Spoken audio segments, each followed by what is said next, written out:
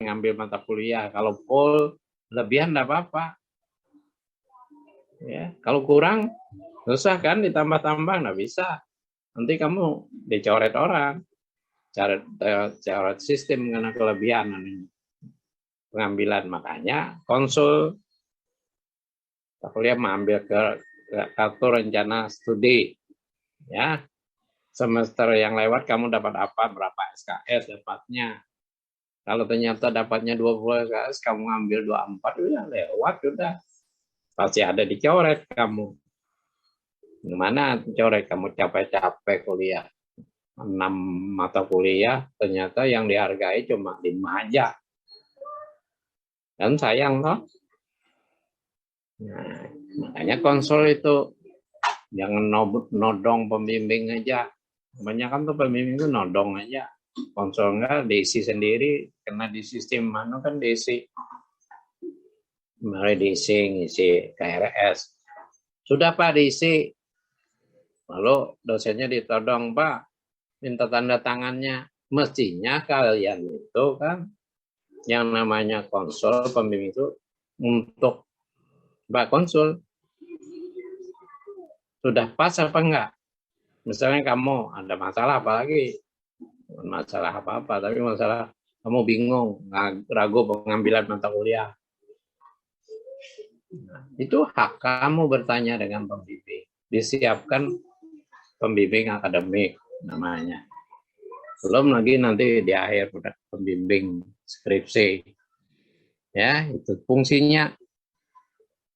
Kalau enggak, ya kamu kan rugi sendiri. Oke, pembimbingnya enggak rugi toh. Kadang-kadang pembimbingnya oke aja, sudah tanda tangan. Lagi divalidasi, udah. Validasi itu siapapun bisa asal diokekan aja. Tapi kamu kan resikonya tanggung sendiri, itu loh. Nah, oke, baik. Itu saya kira Anda sudah tahu soal teknis itu ya, terkait dengan sistem kredit, ya, sistem kredit semester SKS. Baik, mata kuliah hukum tata negara. Saya tanya dari yang namanya ini perempuan Nurul Hikmah di depan saya, kameranya cukup jelas, terang sekali saya lihat. Nurul Hikmah pakai jilbab, kemudian agak biru-biru toh. Yang lain juga lihatnya kan begitu juga. Nah, kamu punya apa sekarang? Bahan untuk kuliah hukum tata negara. Kalau buat bahannya, ini cuma punya undang-undang dulu, Pak. Oke, baik, cukup. Nanti siapkan juga literatur terkait ya. Kemarin kan seperti gini, misalnya ini literatur buku ya, seperti lain-lain banyak ya buku literatur terkait. Baik, Pak. Saya tanya lagi, yang laki. Mau topik mana topik? Kamu punya apa? Belum ada, Pak. Nah, untung saya kamu online. Kalau offline bisa dikeluarkan. Ya. Oke. Kamu maunya dengar aja masih mending. Mau pengen dengarnya. Tapi belum tentu dengar aja jadi pendengar yang aktif tadi. Itu namanya pendengar yang aktif. Kalau kuliah aktif itu semuanya sampai diskusi, banyak bertanya kalau nggak ngerti, ya, itu aktif. Kamu cari undang-undang dasar itu mudah toh. Belajar hati kan itu kuncinya undang-undang dasar. Seperti saya katakan kemarin ini di depan saya ini ada 2 undang-undang dasar. Saya nggak pernah beli undang-undang dasar. Ya, ini undang-undang dasar yang sebelum amandemen dan sesudah amandemen. Ini juga yang kecil. Semua ada lambang Garudanya, bukan Garudanya itu aja. Ini dikasih MPR ketika kegiatan dengan MPR. Labelnya itu di sini Majelis Permusyawaratan Rakyat. Ya, ini juga. Nah, saya banyak sekali kegiatan dengan MPR. Kayaknya paling enggak ya hadiahnya dapat buku-buku kayak gini lah. Banyak sekali sih undang-undang dasar, bahkan undang-undang dasar yang pakai bahasa Inggris nih kayak gini. Kamu bisa baca toh. Nah, bisa nggak kelihatan nggak? Oh, agak silau men. Nah, nih bisa baca? Kamu ngerti lah bahasa Inggris? Nggak Nah, bisa Pak, kurang jelas itu ya, kameranya. saya bacakan ya. Constitution ini dari Mahkamah Agung, ya. Constitution Court ini Mahkamah Konstitusi, bukan Mahkamah Agung, ya. Bahasa Inggrisnya 1945, ya, Constitution of Republik Indonesia, ya. Nah, ini bacanya Inggrisnya Law of the Republic of Indonesia concerning, ya, itu constitutional. Ini dari bersama Mahkamah Konstitusi kegiatan ketika saya dikasih ini isinya bahasa Inggris, Undang-Undang Dasar 45 bahasa Inggris, masih mending bisa baca dikit-dikit. Nah, kalau bahasa Belanda susah lagi. Punya kamu, wah kamu yang Indonesia aja nggak punya, ya. Undang-Undang Dasar kita tuh kan pendek, ya. Ingatkan, Anda catat dengan baik. Apa isinya Undang-Undang Dasar suatu negara? Dalam istilah lain sering orang menyebut konstitusi. Konstitusi sudah masih sempit. Nah, kita di 45 toh. Isinya terpendek di dunia toh.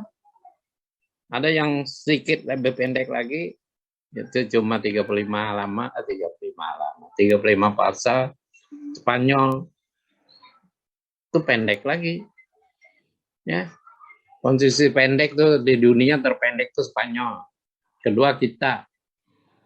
Masuk pendek, yang sedang, yang panjang. Anda kalau belajar apa ukuran pendek, sedang atau panjang?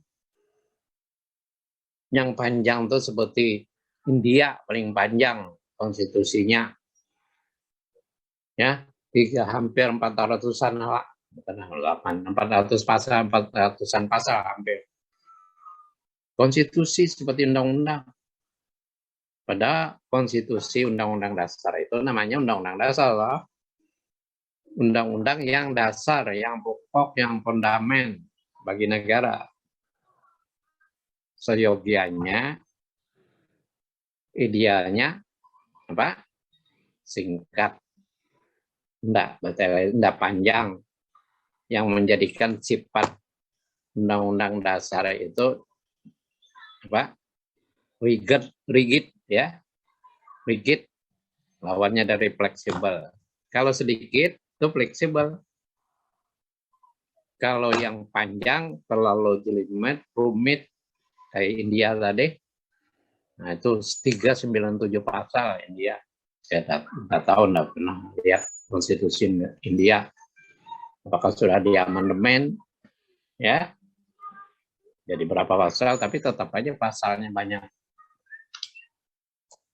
Banyak kan negara-negara di dunia yang konstitusinya panjang. Lalu yang sedang-sedang diambil di tengah-tengah, ya. Kita tuh termasuk yang pendek, 50 sampai apa?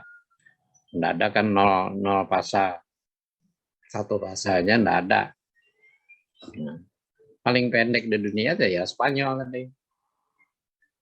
Nah, itu terpendek di dunia. Makanya pendek kan Anda baca yang undang-undang dasar itu sebelum di amandemen yang kemarin saya katakan. Presiden pertama kita Soekarno itu ini menyebut undang-undang dasar kilat.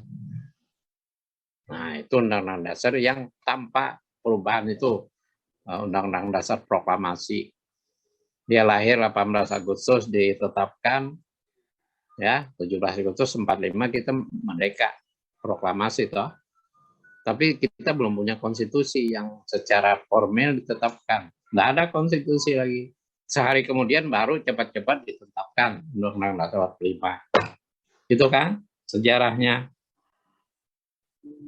18 Agustus 45 oleh BPOPKI ya, yang merancang Undang-Undang Dasar 45 BPOPKI atau BPKI? BPKI ya. BPOPKI-nya merancang, BPOPKI-nya merancang, yang menetapkan BPKI. Makanya panitia persiapan kemerdekaan Indonesia. Bahasa Jepangnya apa? Dekoretsu Junbi Inkai. Yalah, ada dekorasi Junbi Tosakai. Itu BPOPKI. Udah tahu juga, ada bisa juga bahasa Jepangnya. Ya. Nah, kamu tahu, makanya belajar hukum tata negara itu termasuk bagian dari yang penting adalah sejarah. Dulu sejarah ketatanegaraan itu zaman kita awal kemerdekaan, presiden pertama itu ada mengatakan, Anda pernah dengar mungkin dengan sama-sama atau kadang mendengar sama sekali, asing sama sekali, baru dengar istilah jas merah. Singkatannya jas merah, bukan karena jasnya merah. Soekarno mengatakan dulu ada jas merah. Apa itu? Pernah dengar? Pernah, Pak. Pernah, Pak. Ya. Jas merah itu apa? Jangan lupakan sejarah. Apa? Jangan pernah melupakan sejarah. Nah, jas. Jangan sekali-sekali. Makanya jas. Jangan sekali-sekali lupakan sejarah. M itu merah itu melupakan sejarah. Gitu loh. Nah, makanya disingkat jas merah. Nah, itu dalam ketatanegaraan kita dikenal. Meskipun nggak ada indikasi hukum warna hukumnya. Cuma istilah yang dipakai. Kenapa? Sejarah itu historis. Apapun sejarah itu bukan cerita doang. Nah, kalau orang hukum belajar sejarah, dia akan melihat. Nanti juga Anda belajar hukum. Ada peraturan yang lama, ada peraturan yang baru. Itu sejarah, toh? Nggak usah jauh-jauh. Undang-undang dasar kita. Waktu pertama kali proklamasi dilahirkan, Undang-Undang Dasar Proklamasi, Undang-Undang Dasar Kilat tadi namanya, Ojah Soekarno. Nah, lalu beralih nanti tahun 49 itu kita dikejar Belanda, mau dijadikan negara bonekanya lagi. Lahir negara federasi, makanya namanya konstitusi RIS. Tahun 49 itu. Karena Belanda mau lagi jajah. Itu kan ceritanya, kamu sejauh kooperasi macam-macam dengan KMB. Ya. Lalu lahir lagi setelah konstitusi RIS, undang-undang dasar kita kembali ke kesatuan. Tapi sistemnya berbeda dengan sistem yang UUD kita sekarang. Kalau dulu, ya UUDS itu kan sistem parlementer. Anda kalau tidak bisa membaca itu, di mana bacanya? Kalau nggak ada buku, cuma dengar aja. Makanya kalau cari buku itu cari yang terkait sejarah ketatanegaraan. Undang-Undang Dasar 45, Undang-Undang Konstitusi kita ini aja penuh sejarah kelahirannya. Nah, sampai amandemen terakhir, 4 kali amandemen, dulu ada juga sejarahnya kan dekret. Kenapa jadi muncul dekret? Dekret 5 Juli tahun 59 itu memberlakukan UUD kembali, yang proklamasi tadi berlaku awal. Tidak ada satu pasal pun yang ada perubahan. Padahal di situ banyak sekali sebenarnya. Tapi kita berapa tahun kita merdeka? Dekret 59, 9 tahun, berapa tahun? 45, 59. Tidak ada perubahan konstitusi kita. Terus 59 dekret berlaku terus sampai zaman reformasi tahun 99, baru berapa tahun Orde Baru mempertahankan Orde Baru itu. Kenapa? Kekuasaan politik itu ada maksud di baliknya. Sebenarnya kalau mau dikatakan jahat, dalam tanda petik, jahatnya itu apa? Orde Baru nggak mau undang-undang dasar dirubah. Ya, padahal dia tahu di situ banyak kelemahan undang-undang dasar. Ketika reformasi konstitusi pertama kali diubah, ya, diubah itu tahun 99, maka berubah total ketatanegaraan kita banyak. Presiden tidak lagi dipilih oleh MPR, ya toh. Antara lain banyak lagi ada perubahan-perubahan di anunya. Makanya kalau Anda tidak punya buku yang bacanya undang-undang dasar aja yang sudah perubahan, nah kamu nggak tahu sejarahnya. Itu yang jadinya termasuk melupakan jas merah. Ya. Makanya jas merah itu tadi kan jangan sampai melupakan sejarah. Jas merah singkatannya. Nah, itu presiden pertama kita mengatakan kayak gitu. Itu baru di seputar kelahiran undang-undang dasar, kelahiran negara kita, kayak juga tata negara. Kita ini kan negara yang paling lama dijajah Belanda itu 350 tahun. Tahu sudah berapa generasi itu? 350 tahun tuh. Dari nenek, di atas nenek lagi. Ya. Turun ke cucu buyutnya. 350 tahun nggak sedikit. Kenapa Belanda sampai bisa gitu menjajah kita? Kalau mau dikatakan orang kita penakut, bodoh, macam-macam aja, ya bisa juga. Nah, tapi bukan berarti bodohnya di pikiran kita. Tapi termasuk kenapa yang nggak bisa kanan kan? Bangsa Indonesia itu sampai dijajah lama. Melihat Belanda aja orang Bahari itu kan, orang beula istilahnya, orang jadul. Ya, dan Belanda 2-3 orang aja di ujung kampung tuh takutnya gemetaran luar biasa. Padahal dia baru jalan 2-3 orang. Nah, akhirnya penjajahan sampai berlangsung lama.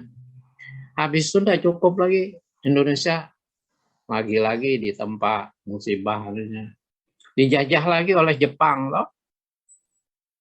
Untung Jepang 3,5 tahun aja, meskipun nggak sedikit 3,5 tahun kayak COVID sekarang. Sekarang Indonesia dijajah nggak siapa-siapa, dijajah penyakit, dijajah COVID. Bukan Indonesia aja itu, ya. Nah, ini nggak tahu, kita semangat aja ya, penting.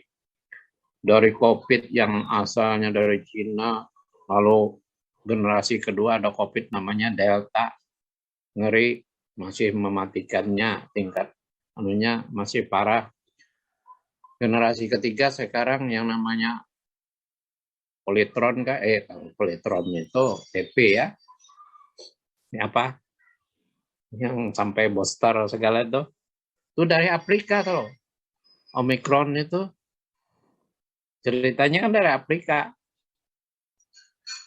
Nah, tapi tingkat anunya ya mudah-mudahan tingkatnya siapapun biar namanya penyakit ya. Itu sebenarnya kalau orang itu melihatnya sebuah musibah bala yang dicoba diturunkan kepada umatnya. Ya. Karena zaman Nabi kita banyak juga kan kayak gitu. Ada yang pakai penyakit dikasih penyakit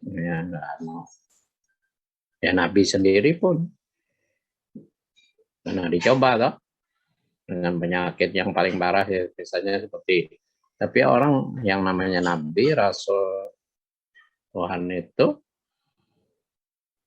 tetap aja tawakal anunya pada misalnya Nabi Ayub. Nah, di orang Muslim itu Nabi Ayub diuji dengan penyakit ulat tubuhnya. Mau sholat aja ulatnya dilepas, dibuangi dikit-dikit. Luar biasa cerita sejarah. Kalau Anda baca kitab suci, maaf ya yang non Muslim. Ya, Quran itu sebagian besarnya sejarah nabi-nabi. Kenapa surah itu dinamai macam-macam? Anda tahu ada yang surahnya yang namanya laba-laba, ya, ada sapi, ya kan? Kalau bahasa kitanya. Nah, tapi makna itu semuanya itu rahasia Tuhan, firman Tuhan di situ. Makanya kalau orang Muslim, kalau maaf ya, kalau Muhammad Taufikur Rahman, kalau dari namanya Anda pasti Muslim dong, ya enggak? Nah, jangan sampai bukan merupakan sejarah lagi, merupakan kitab suci. Nantinya ya naudzubillah kalau kita nggak bisa baca kitab suci kita, belum lagi mengamalkan. Nah itu ya, jangan sampai banyak aja yang perempuan itu pakai pakaian busana muslim, ya masih mending juga, tapi begitu ditanya baca suruh kitab sucinya, baca surah tertentu aja nggak bisa. Fatihah misalnya nggak bisa, wah itu berarti nggak bisa sholat, ya sayang kan kalau ada kayak gitu. Ya khawatirnya anak-anak sekarang ini kan nggak sempatnya, kalau baca tuh banyak di Google, YouTube, pelajaran-pelajaran agama yang gurunya nggak jelas, nanti badan malah diselingi apa dengan TikTok lagi apa-apa, aduh gila sekali kalau ada TikTok namanya. Itu bahayanya. Hanya kan guru lalu berkitab.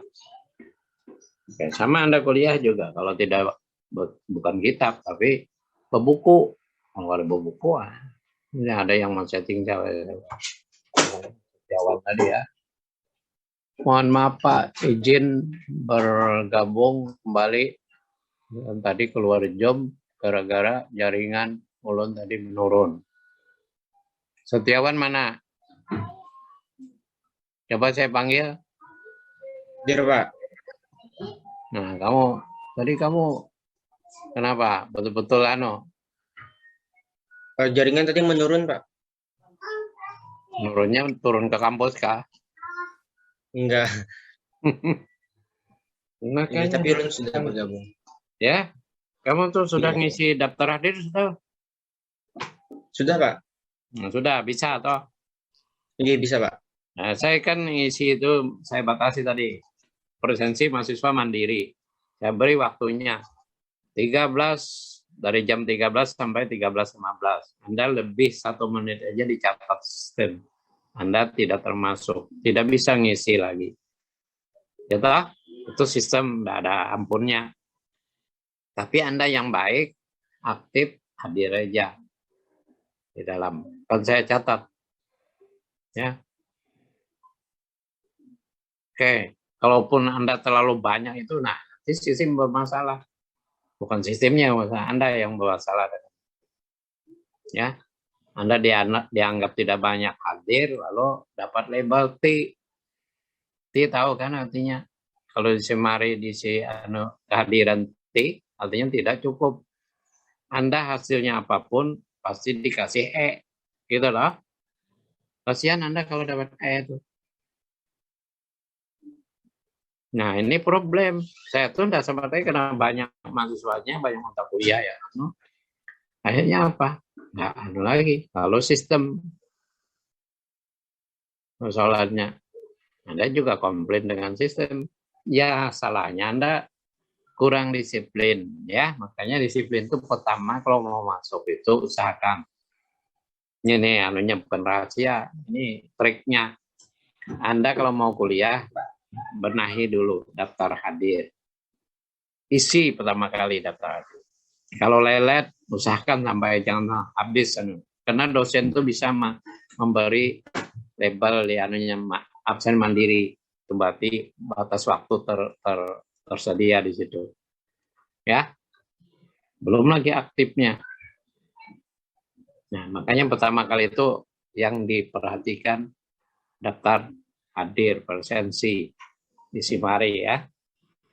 Nah, dosen kan tentunya mau ngajar, dosen itu kan seperti saya yang kalau saya masuk, saya membenahi itu dulu. Si mari saya isi. Sekalian ngisi bahasan apa hari ini. Ya, kuliah kabar apa, bahasanya apa. Ya, lalu presensi mahasiswa mandiri atau tidak. Kalau tidak diconteng mandiri, berarti Anda dianggap hadir semua. Enak aja yang udah hadir. Itu masalahnya. Makanya mendidik, dosen itu mendidik, dia tidak membiarkan hal yang tidak baik kayak gitu. Anda tidak hadir, dianggap hadir. Ilmunya nanti di mana? Tanggung jawab loh. Tanggung jawab pidana, perdata, apa segala. Tanggung jawabnya apa? Didiknya. Ya, didik itu bagian dari ini. Mendidik, mengajar. Ya. Oke. Akan aktif ya. Nah, jadi Muhammad Setiawan, kamu punya apa? Mau kuliah? Kamu bawa apa di hadapan kamu? Karena kamu latar belakang seperti di hutan mana yang gundul ya Pak? Bawa buku Pak, sama buku tulisan. Apa? Buku catatan. Nggak penting. Ini buku catatan. Lain buku catatan? Buku bacaan. Apa buku bacaannya? Tentang hukum tata negara dan hukum administrasi negara. Terus, yang penting untuk belajar tata negara apa? Teman-teman udah dengar sudah. Undang-undang sama Pancasila. Pancasila itu lain namanya. Bawa apa? Bawa undang-undang apa? Undang-undang dasar. Undang-undang dasar gitu loh, undang-undang. Ya, undang-undang dasar dengan undang-undang beda apa ini undang-undang. Kalau undang-undang dasar ya satu aja kita punya undang-undang dasar 1945. Nama lengkapnya itu nama tasmiah ya. Undang-undang dasar kita nih. Undang-Undang Dasar Negara Republik Indonesia tahun 1945. Itu nama tasmiah. Bukan pakai kambing 10 ekornya enggak juga. Kalau orang tasmiah muslim kan namanya anaknya, kalau orang lagi 2 kambingnya. Nah, itu kalau mampu. Ya enggak wajib juga sih sebenarnya. Ya. Tapi kan lebih bagus kalau dinamai namanya. Kalau orang muslim itu tasmiah. Namanya anak. Ini undang-undang dasar kita ini gini ya. Coba lihat ini. Undang-Undang Dasar Negara Republik Indonesia tahun 1945 itu nama lengkap. Kalau Anda nulis ilmiah bisa disingkat UUD Negara Republik Negara RI tahun 1945 udah itu singkatan resmi. Jangan nulis ilmiah UUD, 45. Enggak boleh itu. Bukan tulisan bahasa Indonesia yang baik, yang benar. Nah, jadi jangan disingkat UUD, 45 atau UUD 45 pun salah. Yang benar itu UUD Negara RI tahun 1945 gitu loh. Kalau disingkat. Saya kalau tulisan saya sampai disertasi nulisnya kayak gitu. Supaya nggak salah.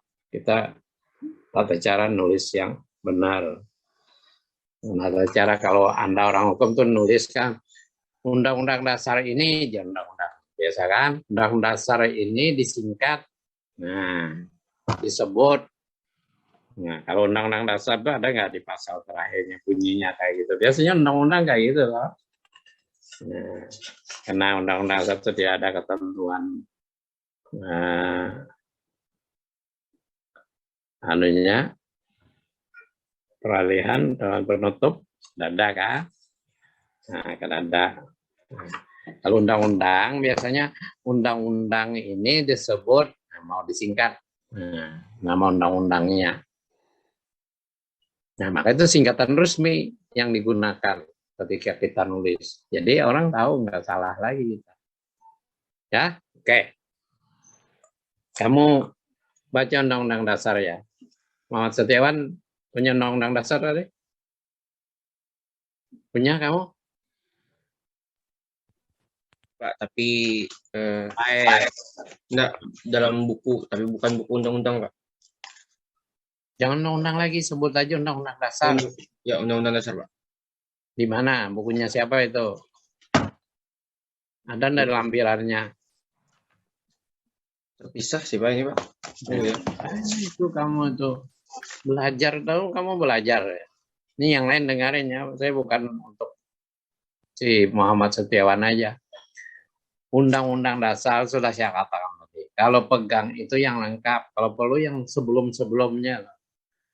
Kamu kalau buku tuh cari misalnya ada 3 undang-undang dasar.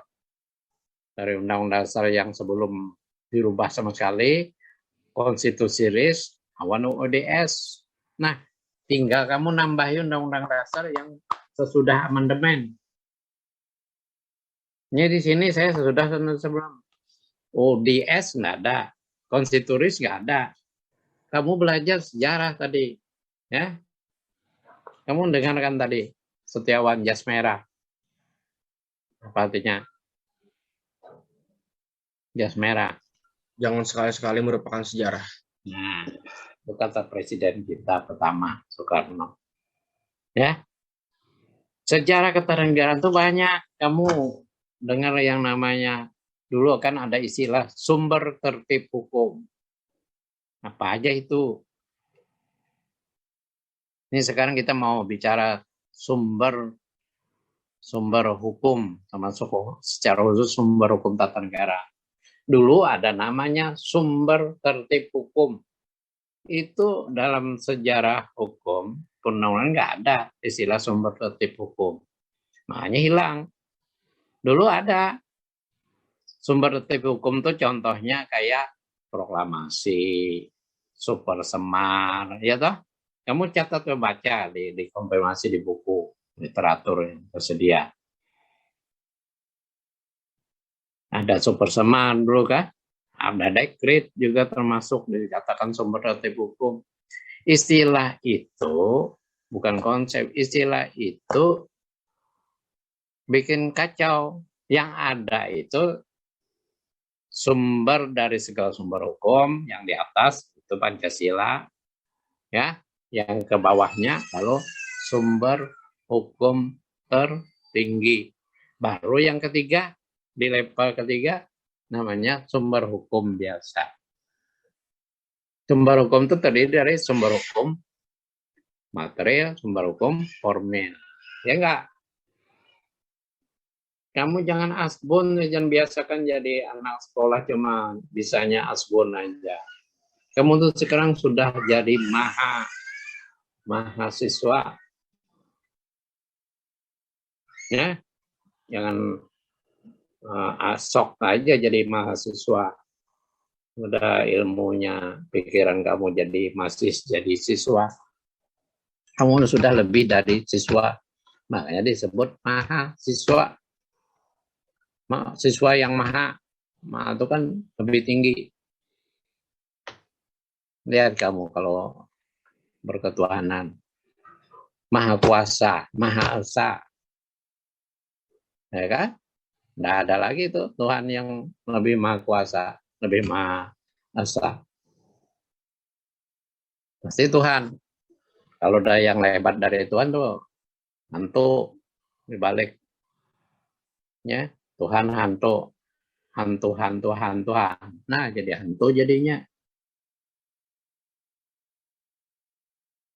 Itu kalau maha tinggi, maha segalanya. Kamu hafal sifat 20 kalau muslim loh. Nah, maha mendengar, maha melihat, maha macam-macam. Memang kata itu jadi mahasiswa ya bang. Nggak ada mahasiswa. Nah, kamu tuh mahasiswa. Ya kan? Nah, Saya tantang kalian semua ini. Ya, dengarin. Tidak hanya Muhammad Setiawan. Kamu bacai, pahami Undang-Undang Dasar negara kita. Pahami, baca, kembangkan. Kalau kamu nggak mengerti, kamu boleh tanya. Diskusi dengan saya.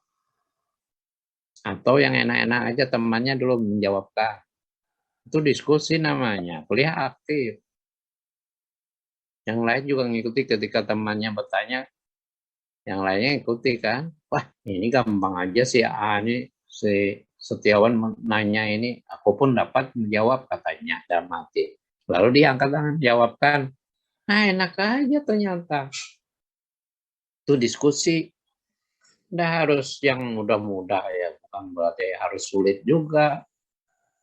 Ya, diskusi itu bukan dengan saya aja, seluruh pendengar di sini, ya, serta yang hadir di Zoom ini, itu berhak untuk komen macam-macam ya. Masa jangan nyeletuk dengan karuan aja, ngerumpi bahasa anunya tuh. Cuma syarat kedua kalau Anda ngomong diskusi itu kan dibuka. Jangan enggak dibuka sound anunya, sound Anda dia tidak di mute ya. Di situ kan ada keterangan mute, berarti didiamkan kayak HP. Kalau Anda silent ya enggak bunyi dia. Ya paling getar. Ya. Nah, kalau kamu ada ya misalnya Nurul Hikmah mau ngomong, mau tanya, buka. Sama suaranya, kameranya sudah kan? Tinggal suaranya aja dibuka. Kalau nggak ngomong apa, dengerin supaya nggak ada gangguan apa. Seluruh peserta itu ya tutup aja kameranya, tutup aja itu suaranya, di mute. Gitu? Apa susahnya online tuh kayak gitu? Supaya kalau ada yang buka nanti ada kedengaran suara ayam tengah hari teriak bekokok. Ternyata ayamnya kesiangan. Nah, setelah ditanya, ini siapa ini yang namanya? Di mana Anda kuliah? Outdoor Pak, di luar. Soalnya dekat kandang ayam. Wah, kan jadi tutup untuk supaya suara jangan. Yang kedua, supaya jangan bising-bising bunyi, mendengung apa-apa, toreng katanya. Oke? Nah, makanya saya modal siapapun kalau mau belajar itu modalnya buku. Ya, modal utama belajar tata negara, Undang-Undang Dasar loh. Kalau kita tata negara kita ya UUD 45. Pahami, Anda belum banyak ngerti, saya yakin belum banyak sama sekali mengerti tentang isi Undang-Undang Dasar 45. Ini teori menyelimuti norma-norma yang hadir di dalam pasal-pasal, meskipun 37 pasal. Ya. Apalagi sampai kayak India tuh hampir 400-an pasal.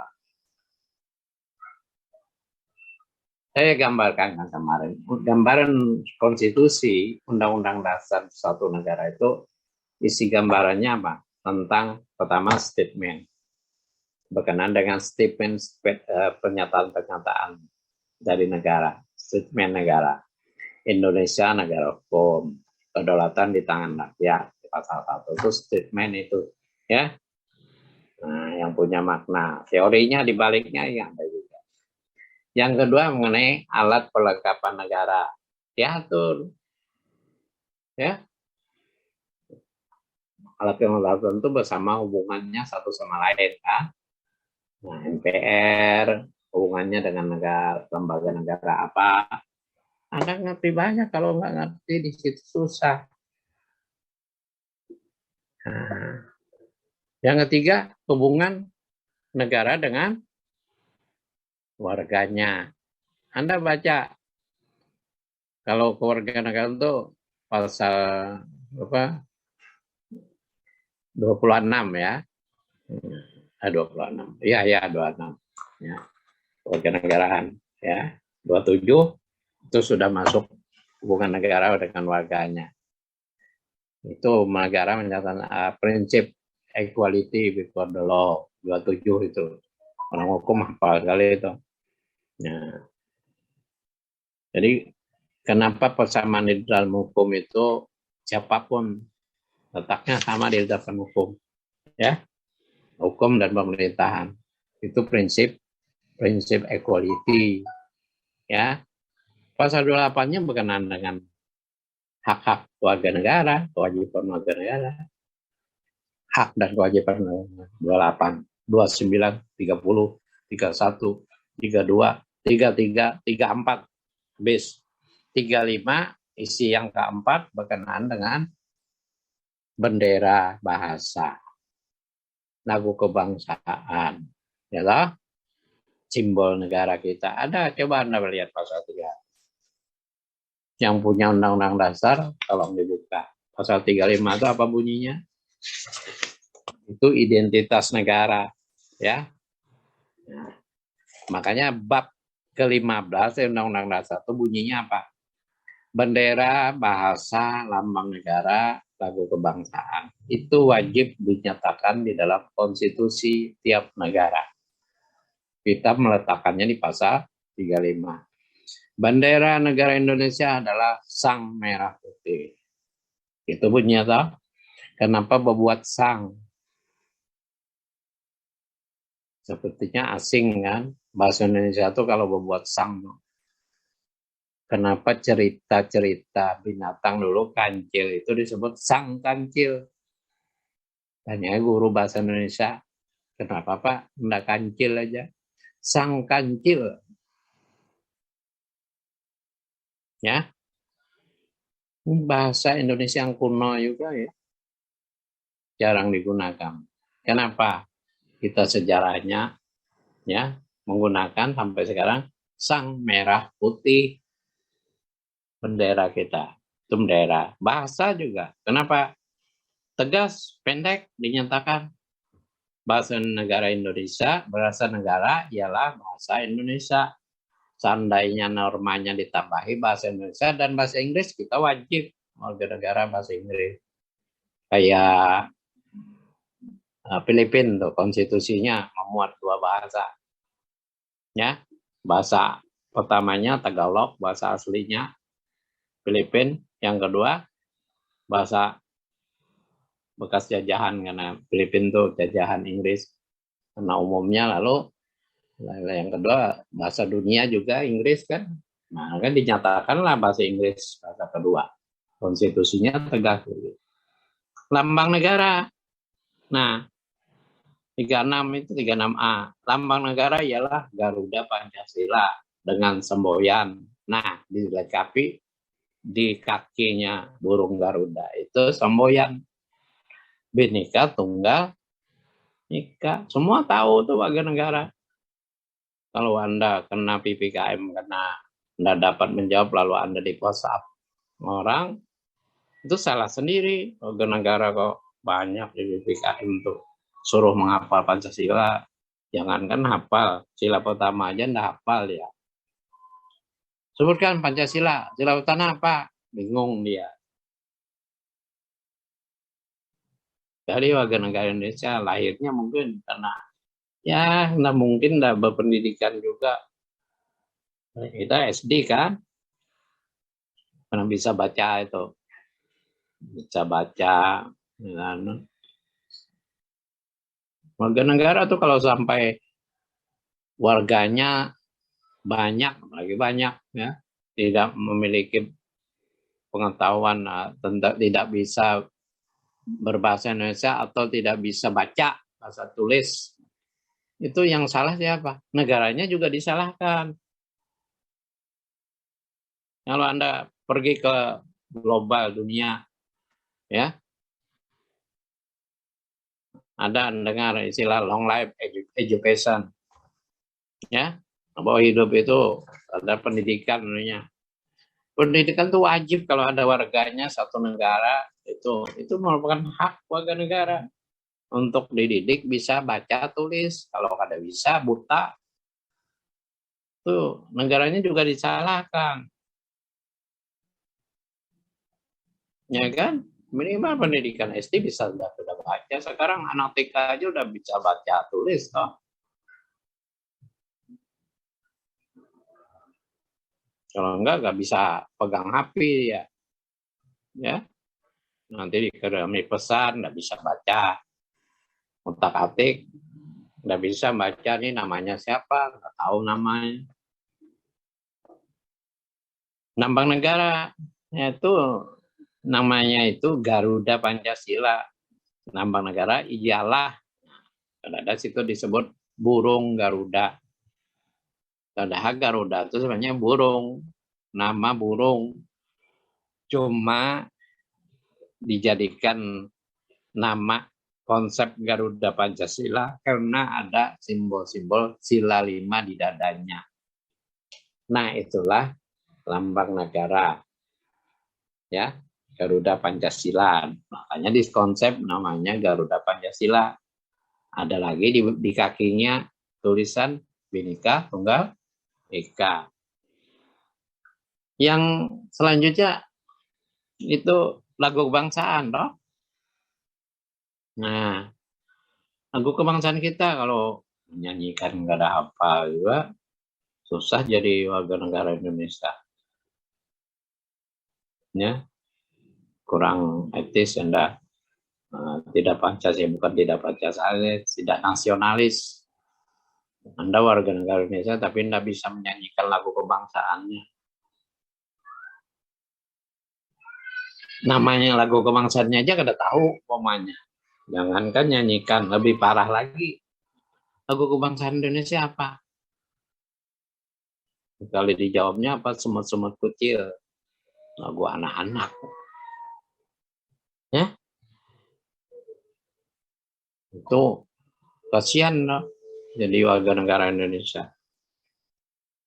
Nggak tahu lagu kebangsaan kita, ya.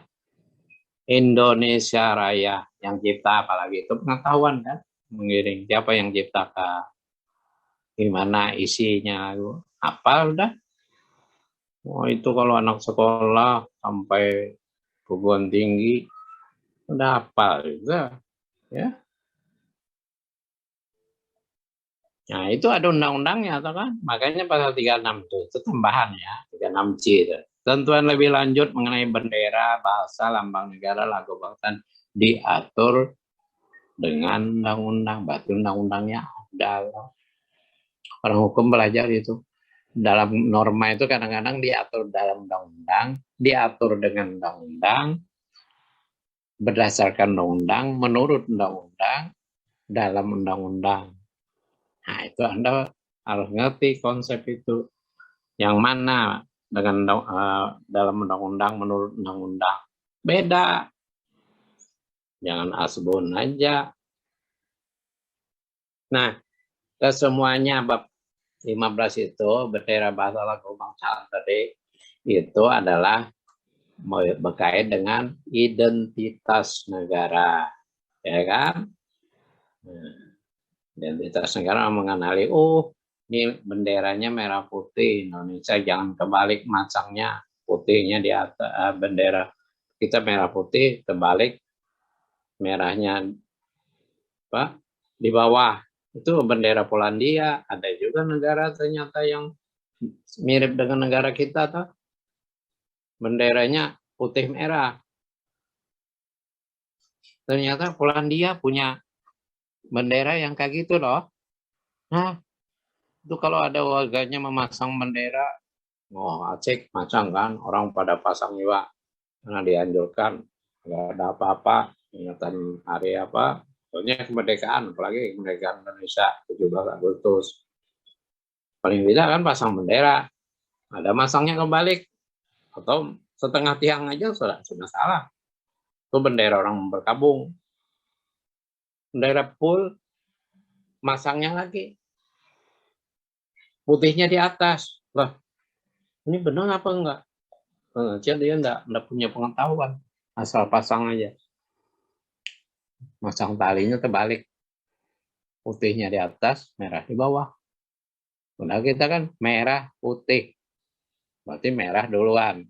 Putih. Kalau putih duluan itu Polandia punya. Ya enggak? Nah, jadi harus berpengetahuan juga toh. Jangan asbun. Asbun itu termasuk asal pasang aja. Ya. Nah, Undang-Undang Dasar kita itu kan yang tadi dikatakan pendek, singkat. Makanya ketika ada penjelasan sebelum amandemen itu ada Undang-Undang Dasar kita pakai penjelasan loh. Nah, kenapa dihapus? Nah, orang hukum yang berpikir kamu harus dihapus itu kenapa penjelasan dihilangkan? Bagian-bagian yang baik dari penjelasan itu ditarik dalam batang tubuh jadi pasal. Misalnya pasal 1. Dulu nggak ada Indonesia negara hukum bunyinya. Norma itu nggak ada ditemui di pasal 1. Sekarang masuk. Itu dulunya dari penjelasan. Gitu. Bunyi penjelasan apa? Indonesia adalah negara hukum. Tapi dalam kurungnya ada dulu ditulis ya, Restart, Belanda. Gitu kan penjelasan dulu. Begitu dihapus penjelasan, ditarik karena baik, yang jelek-jelek dibuang. Yang baiknya ditarik jadi bagian batang tubuh. Penjelasan dihapus. Yang nggak boleh dihapus, so tidak boleh apapun termasuk diubah, itu adalah pembukaan. Kenapa? Kenapa pembukaan itu menjadi bagian dari pembukaan itu istilah lain kan pengantar konstitusi suatu negara. Kalau kita pengantarnya apa? Preamble, ya pembukaan UUD 45 kita itu 4 alinea padat kan. Nah, Anda mungkin hafal aja tapi nggak tahu makna artinya itu. Nah, apa sih dengan pernyataan ini? Perancis juga punya pendahulu konstitusinya pengantarnya, ya, yang berisi pernyataan termasuk hak asasi di situ, ya. Negara-negara lain di dunia juga banyak punya pengantar. Amerika misalnya yang negara dikatakan hebat. Hebatnya Amerika itu karena dia negara adik kuasa aja yang anehnya. Tapi biasa aja. Hebatnya suatu bangsa negara itu karena bangsanya. Kita bangga bahasa Indonesia. Kita bangga dengan rakyat Indonesia.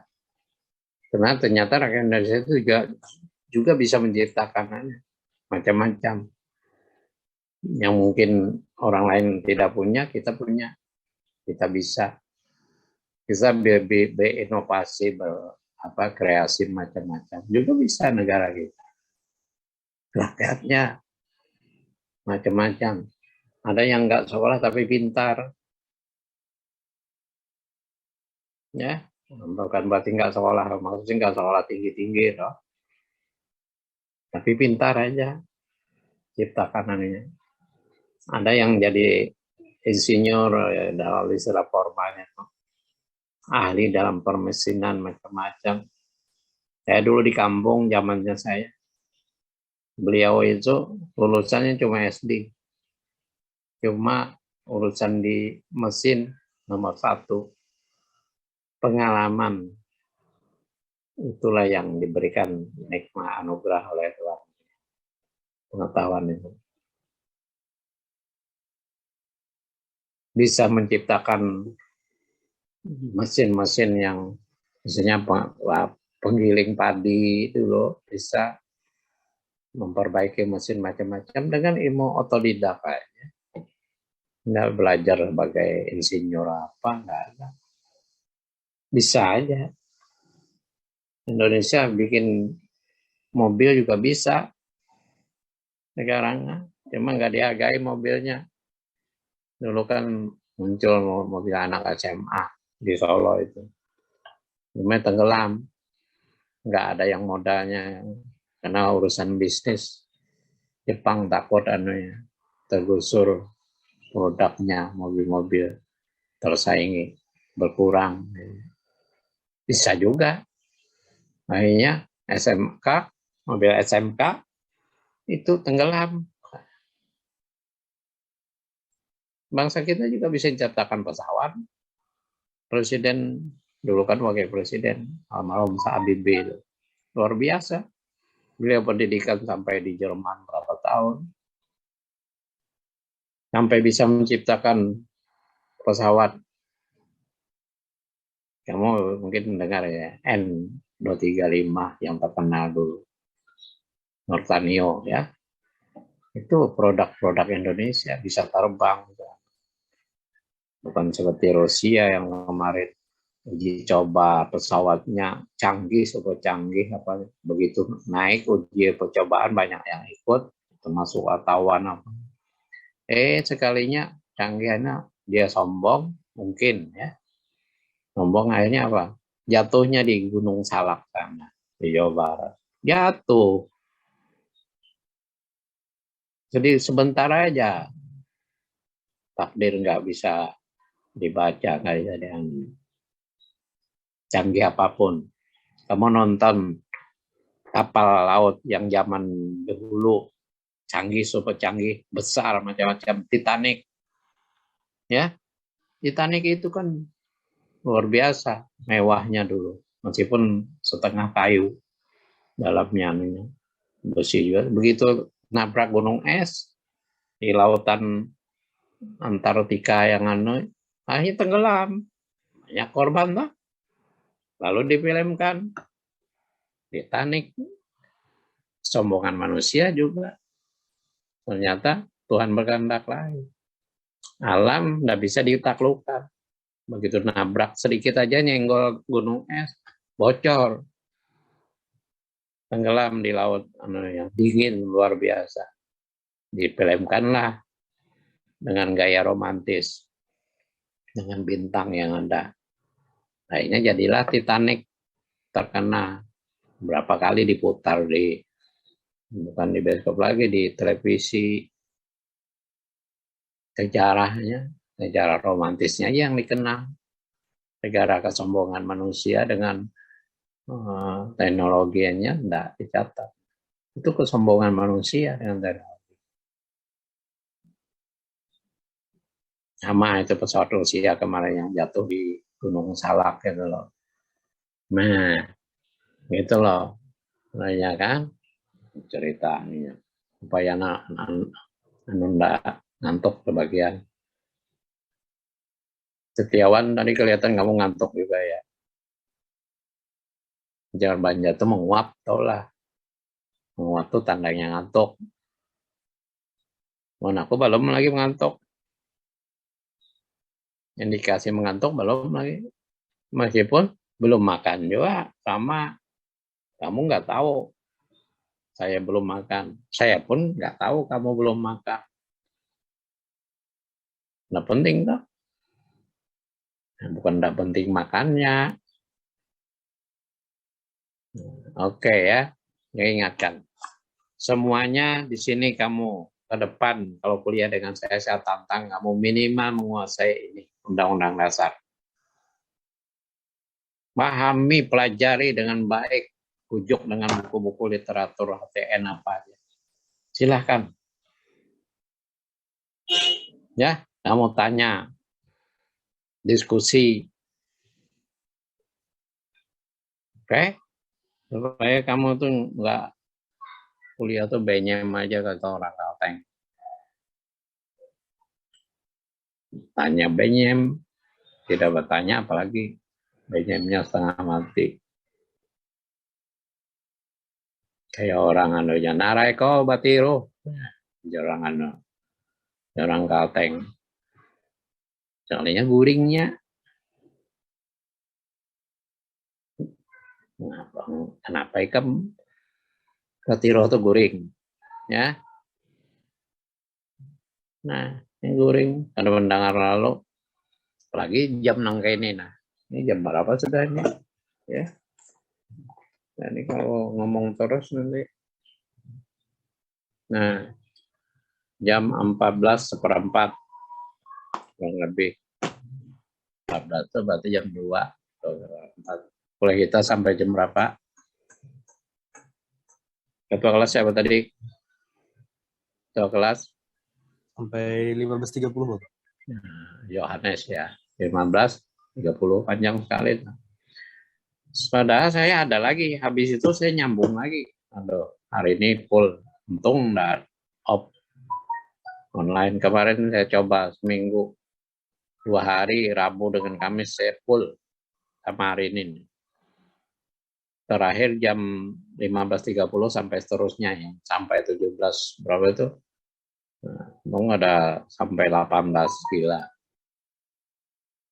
Ya. Jadi masih ada waktu ya.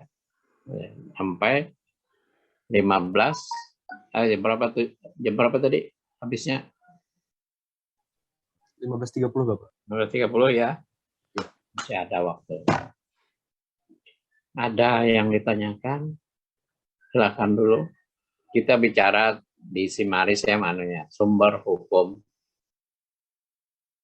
Termasuk umum ya, termasuk umum dulu, lalu menukik masuk ke sumber hukum tata negara. Sumber hukum itu karena kamu kan di PIA udah tahu toh.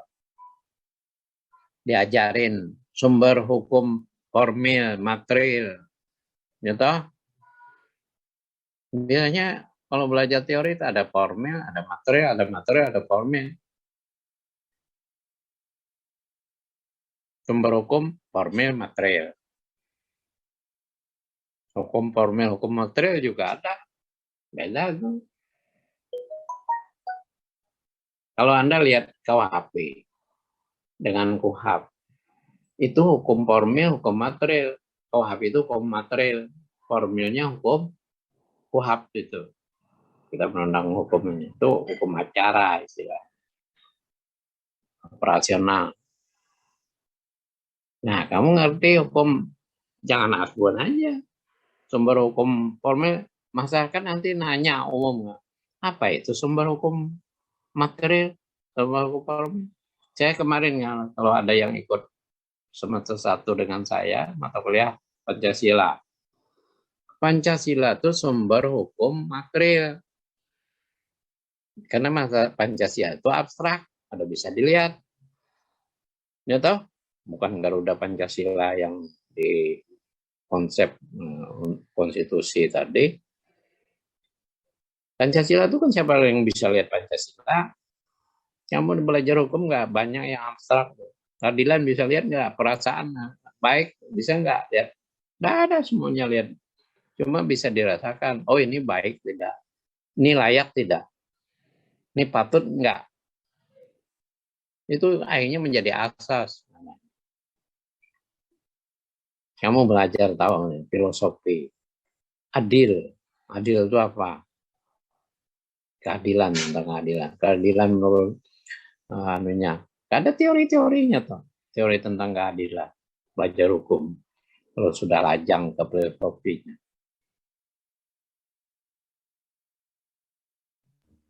Bapak, Ya. tanya. Ya, silakan Nurul Hikmah. Pak. Jadi gini Pak, kenapa perlu dilakukan peneguhan atau penguatan sistem presidensil dalam amandemen Undang-Undang Dasar 1945? Perlu dilakukan apa? Penangguhan atau penguatan sistem presidensil dalam amandemen Undang-Undang Dasar 1945. Yang tegasnya penangguhan atau penguatan? Penangguhan atau penguatan Pak? Mau penangguhan atau penguatan? Penangguhan sistem presidensil kah? Penguatan. Nah, sistem presidensial itu tidak ditangguhkan. Yang ditangguhkan itu bukan ditangguhkan juga. Para parlementer itu sudah tidak cocok. Kita pernah UDS itu pakai sistem presidensil. Presiden parlementer. Waktu UDS. Ternyata tidak cocok. Kita kembali. Amandemen tetap menguatkan. Makanya komitmen MPR yang mengubah konstitusi kita ini kan. Dia berkomitmen tidak akan merubah sistem pemerintahan yang presidensil salah satunya. Kenapa baiknya presidensil? Kamu tahu, kamu ilmunya harus tahu dulu apa sih sistem presidensil itu gimana. Nah, kata anak muda gimana gitu loh, ya. Nah, apa sih sistem presidensil parlementer? Kamu tahu antara kelemahannya, kebaikannya. Nurul Hikmah tahu kenapa kita mempertahankan sistem presidensil. Itu salah satu komitmen MPR yang diberi kewenangan mengubah konstitusi kita. Ada yang bisa jawab? Kamu tuh kalau belajar membaca, makanya baca buku. Nanti saya kasih kalian kamu bahan tayangan yang dibuat oleh MPR. Ya, lengkap dengan pasal-pasalnya.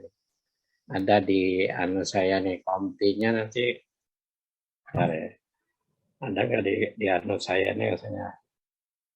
Tapi di file saya enggak di web PDF saya nggak ada namanya. Rasanya belum ada di sini. Saya simpan di WPS Office ya.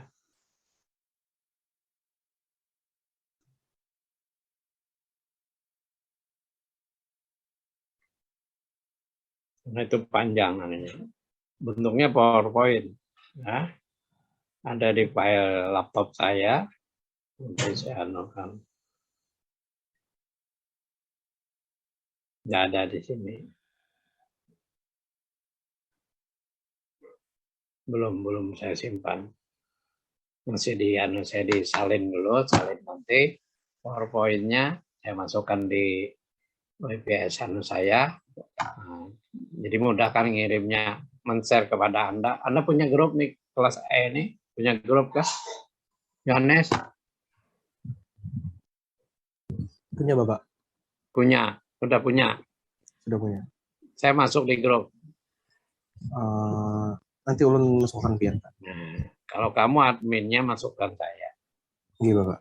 Biasanya kan pengajar di situ saya dengan, misalnya yang ini dengan Pak Faisal ya, nanti. Ya. Nah, Hukum Tata Negara masukkan nama beliau tuh. Lalu jangan tanya kemana-mana, sama nanya alamat. Pak, di mana rumah Bapak? Kamu tanya aja, cari di akademik. Atau kamu cari di juga di situs ulama apa aja, cari itu alamat dosen. Ya, lengkap dengan nomor HP-nya juga.